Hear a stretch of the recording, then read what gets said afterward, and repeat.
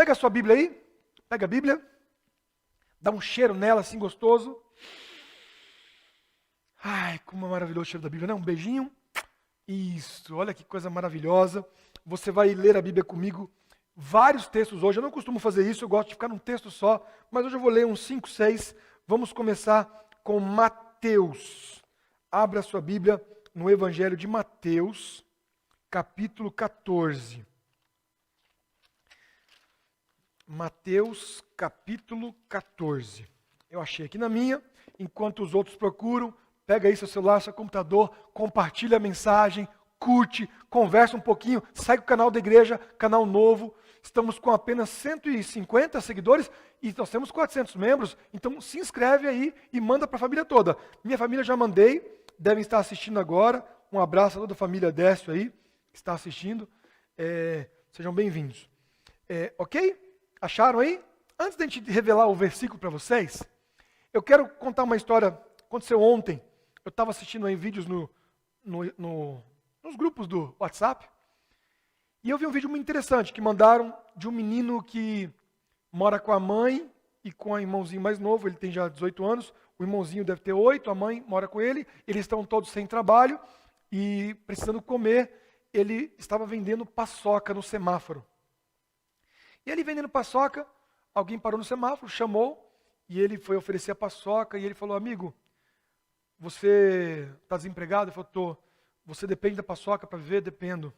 E está vendendo? Ele falou: um pouquinho, tá saindo, né? Mas sei lá, você pega uma paçoca a 10 centavos, não sei quanto é a paçoca, vende a 50. Quanto tempo demora para você juntar ali uma refeição, não só para você, mas para sua mãe, para o seu irmão? E ele falou: é difícil, mas eu tenho orado a Deus que Deus vai dar um jeito, Deus tem cuidado da gente. E aí o homem no carro diz assim: é verdade, Deus tem cuidado, Deus ouviu sua oração e eu trouxe para você 2 cestas. Então ele pega ali e dá 2 cestas para o menino. Ele fica extasiado, porque agora ele tem arroz, tem feijão, tem farinha, tem macarrão. E ele fica: obrigado, moço, obrigado. E guardando as cestas, ali com as paçocas na mão. E ele falou assim: Deus tem cuidado de você, amigo. E ele mandou também R$200 para você. Não sei quem viu esse vídeo. E ele então pega R$200 e mostra para o menino, e o menino não pega, ele não acredita, ele começa a chorar. Eu quero falar para vocês hoje de 2 sentimentos, mas eu quero falar mais de um, mas eu preciso, para falar de um, eu preciso falar do outro. Eu quero falar da coragem e quero falar do medo também. 2 sentimentos antagônicos que nós vivemos todos os dias. Sabe, enquanto estamos sendo orientados a ficar em casa, a cuidar mais, esse menino teve que sair de casa. Teve que sair de casa com uma máscara e uma caixinha de paçoca, ir na janela dos carros, falar com as pessoas. Eu creio que ele estava com medo, sabe? Medo de repente, pegar coronavírus, passar para sua mãe. Eu creio que ele estava com medo de não vender, medo de não ter dinheiro para levar o jantar para sua casa, o almoço para o seu irmãozinho. Eu acho que muitos medos passaram no coração daquele rapaz, mas eu gosto de uma citação de um professor meu, diz que a coragem é o medo que se colocou de joelhos. Esse jovem, de 18 anos, antes de sair de casa, ele pegou sua caixa de paçoca, se colocou de joelhos, orou a Deus pedindo proteção e saiu para enfrentar os seus medos. E a vida é isso, meu amado. A vida é você sair de casa todos os dias enfrentando os seus medos. Não é porque existe coronavírus que nós passamos a ter medo. Nós temos medo sempre. Esse é um novo medo que foi acrescentado, um novo medo que foi colocado na nossa caixa de medos. Quantos medos nós temos? São muitos, eu quero ler alguns para vocês que a Bíblia traça entre os discípulos, entre outros homens. Mateus 14, verso 26. Pega aí, Mateus 14, verso 26.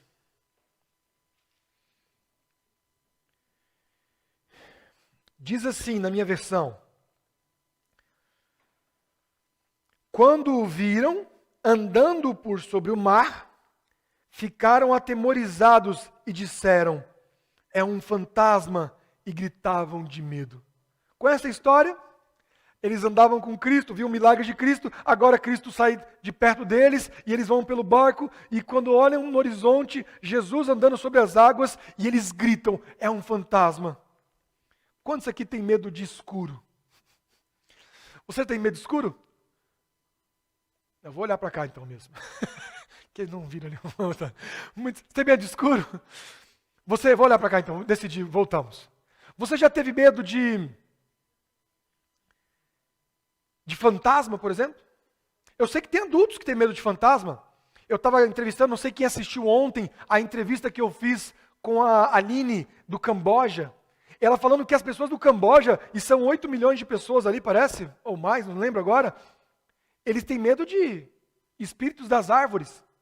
Pode ser, e eu falo com muito respeito para você que está me assistindo aí do Camboja, vai que tem alguém do Camboja, e se você cortar uma árvore, sei lá, você chutar uma árvore pequenininha, o espírito da árvore, ele volta para te azanar, porque tudo tem espírito para eles. Um vaso tem um espírito, uma árvore tem um espírito, uma cadeira tem um espírito, então aquele espírito volta e as pessoas ficam possuídas, e ninguém pode ajudar a pessoa, porque se você ajudar aquela pessoa, aquele espírito pode se voltar contra você.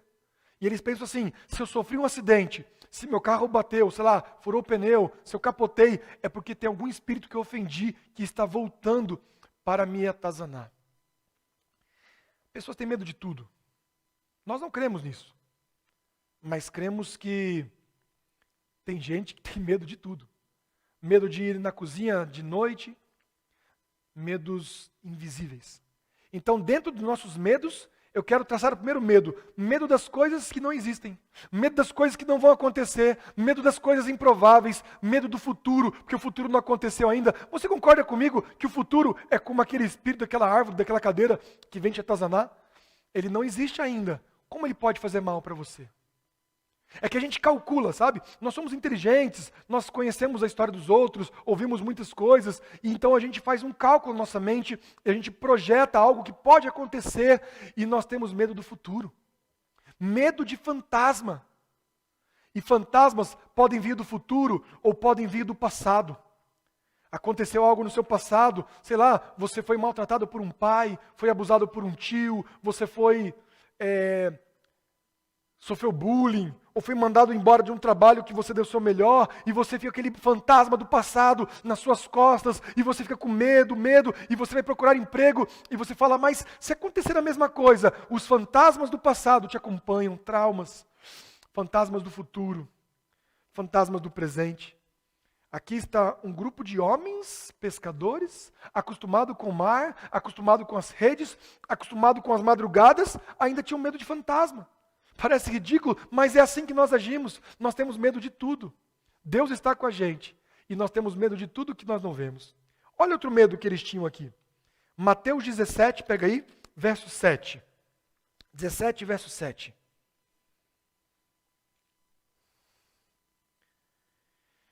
O capítulo 17, ele está ali falando da transfiguração, e aí aparece, Moisés, Elias, olha o que fala no verso 7 aqui. Mas Jesus se aproximou, tocou neles e disse, levantem-se, não tenham medo. E erguendo-se eles os olhos, não viram mais ninguém, a não ser Jesus. Mais uma vez, discípulos diante do miraculoso, diante do poder de Deus, diante da graça de Cristo, eles tinham medo que não tinham coragem de abrir os olhos. E Jesus agora toca e fala, abram os olhos. Vejam, não tenham medo. Você tem medo, sabe? Eu conheço muito cristão que tem medo, por exemplo, da volta de Cristo. Ele diz assim, olha, eu não queria que Jesus voltasse na minha geração, porque eu tenho medo.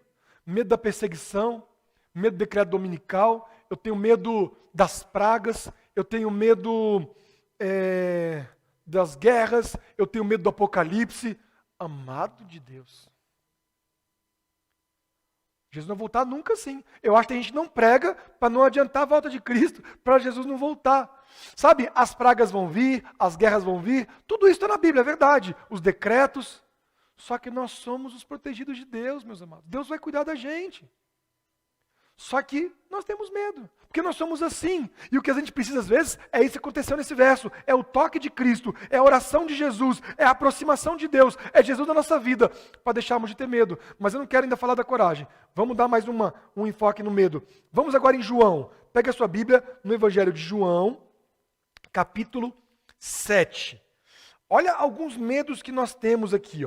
Esse capítulo 7 fala de um medo de pessoas reais. Medo de gente de carne e osso agora. Não é medo do futuro nem do passado, é de gente mesmo. É João 7, verso 13. Diz assim, ó. Mas ninguém falava dele em público, por medo dos judeus. Aqui são pessoas que estavam se convertendo, pessoas que acompanharam milagres de Cristo, não falavam dele, porque tinham medo dos judeus, medo da oposição, medo de gente que não acredita como você, medo de ser perseguido. Sabe, gente de verdade, você já teve vergonha de falar de Jesus para os seus familiares? Eu tive demais. Tem familiares me ouvindo aqui, e na família cada um acredita numa coisa, tem todo tipo, e é uma bênção, uma família bem democrática, família muito boa, família unida, família pacífica, mas Deus colocou no meu coração de falar para meus familiares. Eu tenho um tio que minha mãe tem falado muito que ele quer estudar a Bíblia, quer receber estudos, e eu não consegui ligar para ele ainda. Eu já tive sonhos várias vezes, vários sonhos, que eu estava dando estudo bíblico para uma tia minha, uma tia muito especial, minha tia Marilda. E eu ainda não comecei o estudo com ela, até minha mãe falou com ela, falou que recebe o estudo, mas às vezes nós temos medos de começar, de dar um passo, de seguir em frente, de oferecer, de contradizer, de dizer, olha, a Bíblia não diz isso. Medo de falar para os familiares, medo de falar para os seus amigos de trabalho, medo de falar para o seu chefe, que quer que você venha no sábado trabalhar, e você tem que dizer para ele o que você acredita. Medo de pregar para o seu vizinho. Ah, como nós temos medo. E o coitado, né? Coitado. Eu digo coitado com todas as ressalvas, mas você quer colocar a culpa dos seus medos no coronavírus? Sendo que você nasceu com medo. Medo de sair do ventre da sua mãe. Sarinha, ela não encaixou. O médico falou assim para a Fabiana, ela não quer nascer não, ela está com medo de sair, ela está sendo tão confortável, está tão bom aqui dentro, para que sair para o mundo externo? Para que respirar? Para que chorar? Para que sentir dor? Nós temos medo de tudo. Medo de vir para a igreja, medo de sentar perto das pessoas, medo da máscara não ser o suficiente, medo da vacina fazer mal, medo de fazer bem a vacina, mas não pegar o vírus do mesmo jeito, medo de não conseguir ficar vivo até a segunda dose, medo de tomar a segunda dose e pegar a doença antes da segunda dose fazer efeito, e temos medo de fazer efeito a segunda dose, dá tudo certo, mas alguém que está com uma cepa nova vir da África, a gente tem medo de tudo, gente. E agora temos mais um medo que foi acrescentado a nós, medo de sair de casa, medo de pegar o vírus, medo de abraçar as pessoas, medo de apertar a mão. Eu quero deixar claro para você, que eu não vou pregar hoje sobre você quebrar regras aqui. Deixar de ter cuidado. Deixar de usar máscara. Nada disso. Esquece isso aí. Não tomar vacina, esquece. Não é sobre isso. É sobre você enfrentar os seus medos, mesmo com os cuidados da ciência, mas os medos não têm a ver com você sair de casa. Os medos têm a ver com como você pensa, como você age, o que Deus espera de você. E você sabe do que eu estou falando. Você não precisa tirar a sua máscara para você entregar um livro missionário para o seu vizinho. Você não precisa parar de tomar vacina para comprar uma cesta básica para alguém que está faminto. Enfrentar os seus medos está muito além de você quebrar regras, muito além disso. Mas vamos falar de medos ainda. Vamos para João capítulo 20, verso 19. João 20, 19. Esse é o último que eu vou ler sobre medo. Tá bom demais de medo, né? João 20, 19.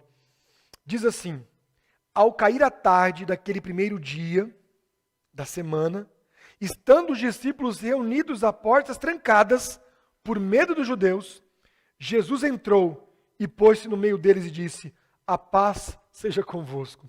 Olha só, Jesus morreu, e ele foi morto pelos judeus, e havia um medo dos discípulos de que agora eles seriam pegos e seriam mortos também. Quer ver a prova disso? Pedro estava lá acompanhando Jesus de longe e alguém falou, olha, esse também é amigo dele, estava andando com eles. E Pedro então nega Jesus 3 vezes.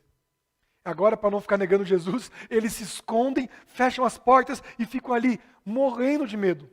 Medo de sair de casa, medo da perseguição, medo dos judeus, medo das cruzes, medo de serem mortos.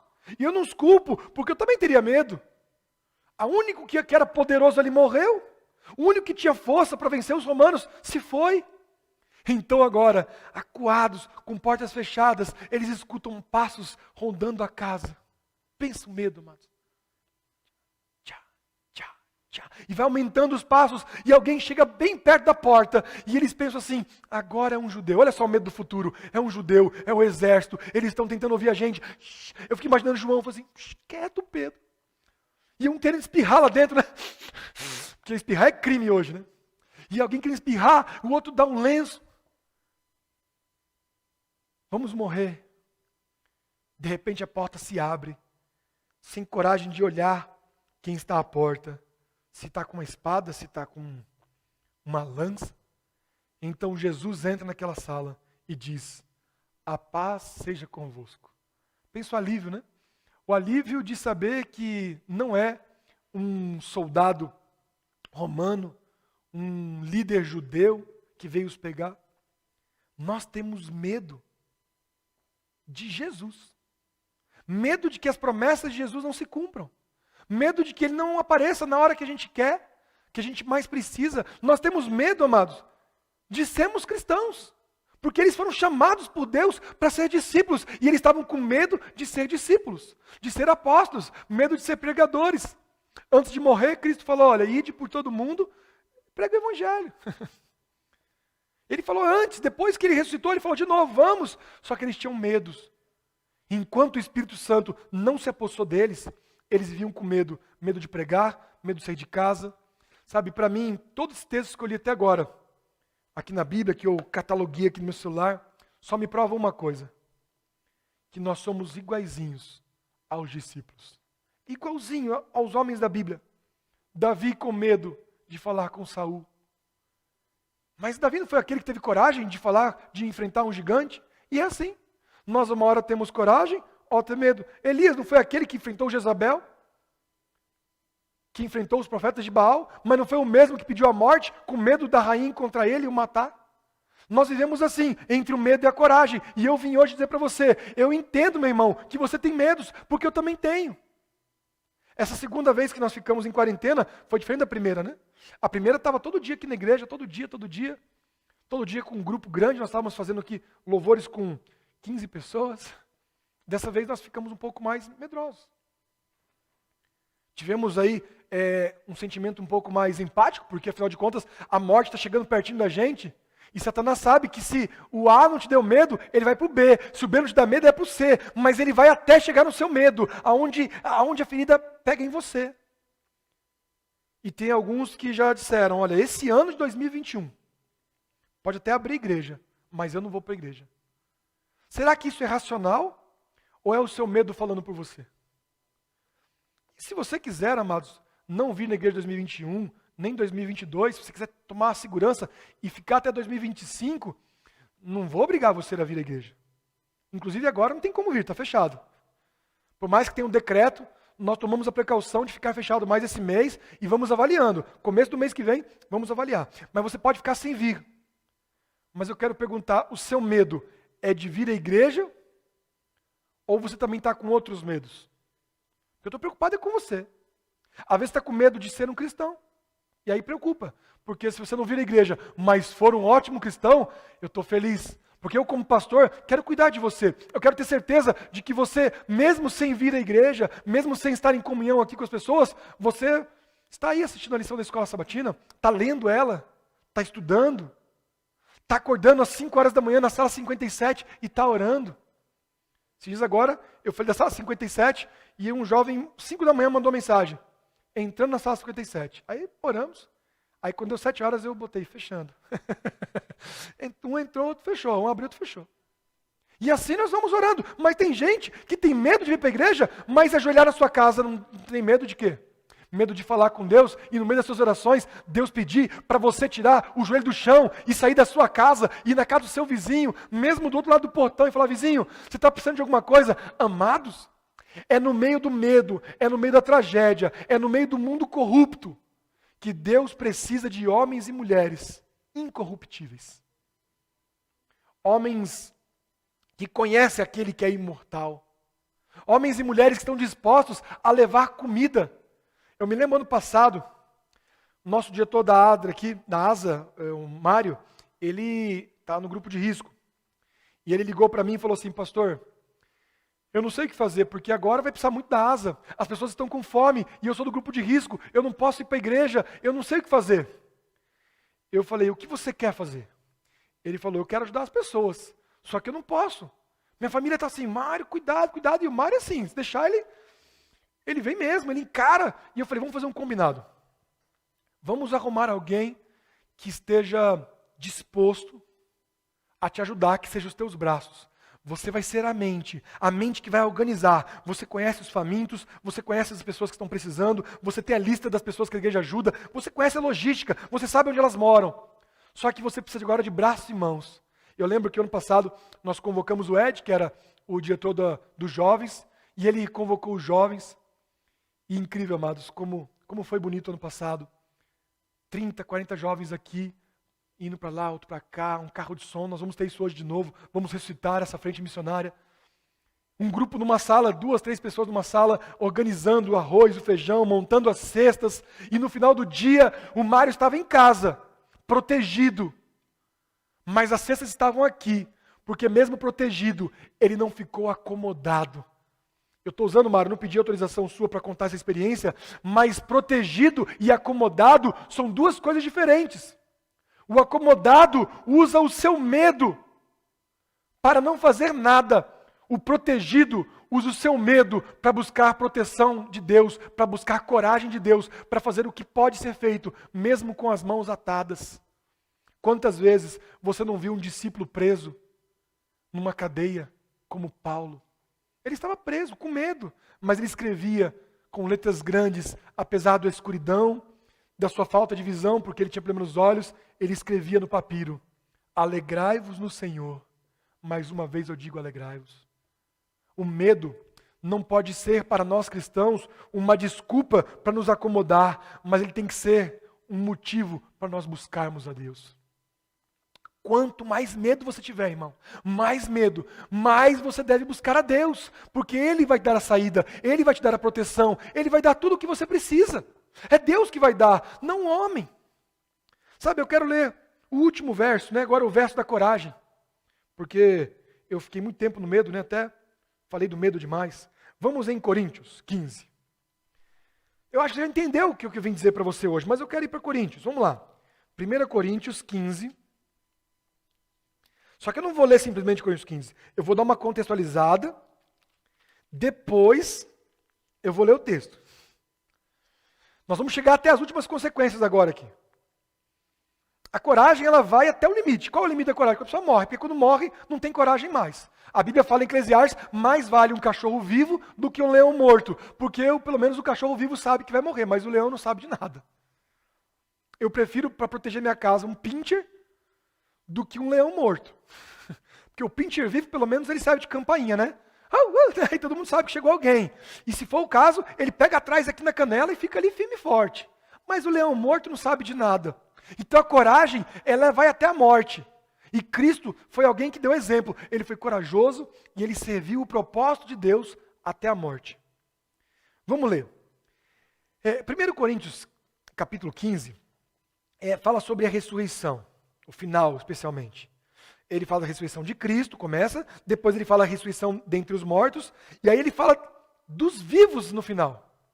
Depois de falar dos mortos, ele fala dos vivos. E fala que nós, os vivos, vamos subir com os mortos. E o nosso corpo corruptível será transformado em incorruptível, corpo mortal em imortal. Você conhece, a gente usa muito esse texto em estudos bíblicos. E diz que nós seremos totalmente transformados. E estaremos para sempre com o Senhor. E olha o que ele fala. No verso 57 e 58, no finalzinho do capítulo 15 de 1 Coríntios, diz assim: mas graças a Deus que nos dá a vitória por meio de nosso Senhor Jesus Cristo. Portanto, meus amados irmãos, mantenham-se firmes e que nada os abale. Sejam sempre dedicados à obra do Senhor, pois vocês sabem que no Senhor, o trabalho de vocês não será inútil. Olha que texto maravilhoso. Depois de prometer tudo, falar que tudo vai dar certo, ele fala, mas saiba de uma coisa, é graças a Jesus Cristo que nós temos vitória. Tem medo de pecar? Eu tenho medo de pecar. Muito medo de pecar. Essa noite tive um sonho estranho, sabe? Um sonho estranho. E no sonho eu fazia um monte de coisa errada. Aí quando eu acordei, você não se acorda feliz que você não estava pecando de verdade, é só um sonho? Eu falei, nossa, eu não fiz nada daquilo, graças a Deus, que vergonha. Você acorda com vergonha de você mesmo. E eu falei, Senhor, por que eu estou sonhando com isso? Deve ser porque eu fiquei pensando muito sobre esse assunto na noite, antes de dormir. Mas amados, a nossa vitória, ela vem do Senhor Jesus, todas as vitórias. A vitória sobre a doença, a vitória no trabalho, a vitória na família, a vitória espiritual, tudo aqui fala que é a nossa vitória. Graças a Deus que a nossa vitória não vem de nós, porque nós somos medrosos, nós somos fracos, nós somos pecadores, não tem vitória em nós. Mas diz o verso 58, meus amados irmãos, você quer ter essa vitória de Jesus Cristo? Mantenham-se firmes. Fiquem firmes em Jesus.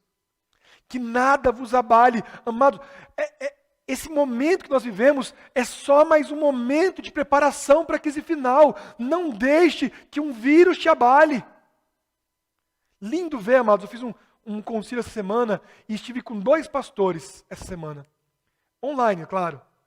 Que perderam a esposa. O pastor Aurelino, que perdeu sua esposa.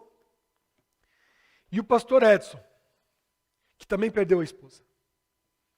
Triste, amados, triste. Você está casado há 47 anos com uma pessoa e ter que dormir sozinho. Eu não sei o que esses homens estão passando, não consigo imaginar. Eu não consigo chegar nem perto. Mas a coragem deles, que é o que eu quero relatar para vocês, porque mesmo não entendendo a dor deles, o medo deles, eu consigo admirar a coragem, porque eu imagino que o pastor está com medo de, por exemplo, sair de casa, os filhos estão lá com ele, não pegaram o coronavírus ainda, medo de dirigir uma reunião de pastores, medo de voltar à igreja e pregar, ele está com sequelas, da Covid, medo de dormir, de ir para o quarto, de ter que entrar no quarto e deitar numa cama sozinho. Quantos medos, amados, estão invadindo o coração desses homens? Mas eles não são os únicos, porque nós também temos medos. Eu moro com a minha mãe e com a minha sogra. Elas estão lá em casa. Minha mãe não foi embora para a casa dela por medo. Medo de voltar para casa. Só que ela não tem medo só do coronavírus. Ixi, minha mãe tem um monte de medos. Nós estamos ajudando ela nesses medos.